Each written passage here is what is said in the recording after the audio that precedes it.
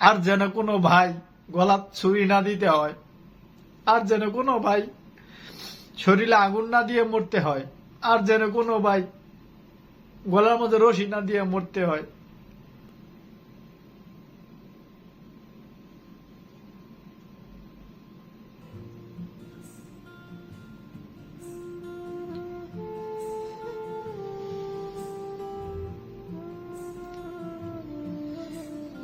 আসসালামু আলাইকুম। আমি আসলে কি বলবো, এই ভিডিওটা দেখার পরে নিজেই নিজের ভাষা হারিয়ে ফেলেছি। আসলে আমরা যারা প্রবাসে আসি, অনেক স্বপ্ন নিয়ে, অনেক আশা নিয়ে আমরা প্রবাসে আসি, কিন্তু আমরা যে এসে এখানে প্রতারণার শিকার হচ্ছি সেটা আমরা বুঝতে পারি না। দেশে থাকতে যখন আসি ওই সময় আমরা বুঝি।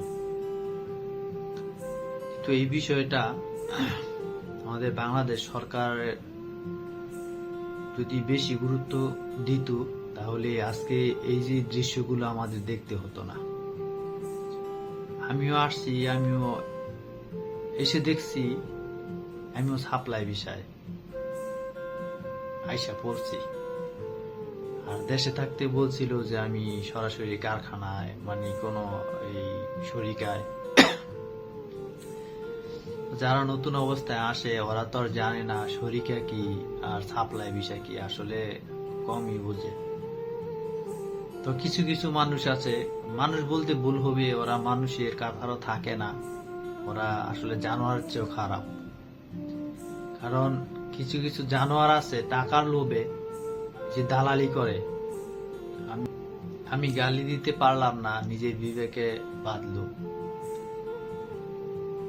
আপন মানুষ যখন দালালি করে টাকার লোভে, 1 লাখ কিংবা 1.5 লাখ টাকার লোভে একজন অসহায় মানুষকে এনে এই প্রবাসের বুকে ছেড়ে দেয়। আজকে এই লোকটা যদি কোনো কোম্পানির থাকতো, সাপ্লাই কোম্পানি গুলো আমেলকে এত গুরুত্ব দেয় না, অনেক অবহেলা করে। কারণ ওরা তো অল্প টাকা দিয়ে আমেল আনে, এই বাংলাদেশ টাকার 80,000 1 লাখ টাকা। আর কিছু মানুষরূপী পশু জানোয়াররা বলে তো ওদের নিয়ে আমরা এই বিশাল বড় এক কফি শপে দেব, বিশাল বড় এই হোটেলে দেব, 4.5 লাখ 5 লাখ টাকা নেয়। আমার সাথেও গাদ্দারি করছে আমার নিজের মানুষ। তো এই ভাইয়ের অবস্থা হলো, আজকে আমার এই ভাই প্রবাসে আসছে, সাপ্লাই কোম্পানিতে পড়ছে, 5 মাস ধরে বেতন পায় না। বাড়িতে ওনার মার অসুস্থ ছিল, ওনার মা অসুস্থ ছিল। তো বেতন না পাওয়ার কারণে আজকে মাকে চিকিৎসা করতে পারে নাই, তাই মা মারা গেছে। কিন্তু ওনার মার যতদিন হায়াত ছিল অতদিন দুনিয়া থাকছে, আল্লাহ রেখেছে, তারপর আল্লাহর মাল আল্লাহ নিয়ে গেছে।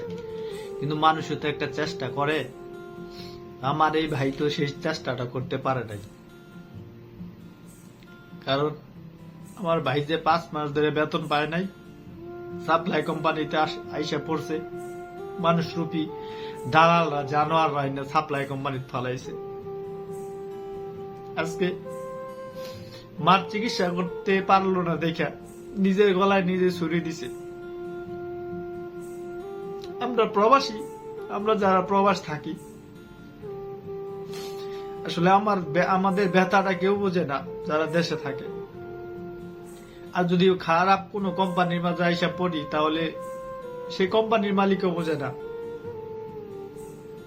কারণ ওরা তো অল্প টাকা দামে আনছে, 60 থেকে 70,000 টাকা শুধু ওরা নিছে। আর বাংলাদেশের দালালরা, কিছু আছে নিজস্ব দালাল, কিছু আছে এই যে অফিস নিয়ে বসে থাকে, সেই সব দালাল। বাংলাদেশের দালালরা লাখ লাখ টাকা খেয়ে বসে থাকে। তো আমার একটাই অনুরোধ, এখন বর্তমানে যে সরকার আছে, হয়তো নির্বাচনের পরে যে সরকার নতুন ভাবে ক্ষমতায় আসবে, সেই সরকারের কাছে আমার জোর অনুরোধ, আগে বাংলাদেশের এই সিস্টেমটা আপনারা চেঞ্জ করেন। নতুন ভাবে সরকার ক্ষমতায় আসলে যারাই আসবেন, সবার কাছে আমার একটা অনুরোধ, বাংলাদেশের এই সিস্টেমটা বন্ধ করেন। আর যেন কোনো ভাই গলা ছুরি না দিতে হয়, আর যেন কোনো ভাই শরীরে আগুন না দিয়ে মরতে হয়, আর যেন কোনো ভাই গলার মধ্যে রশি না দিয়ে মরতে হয়।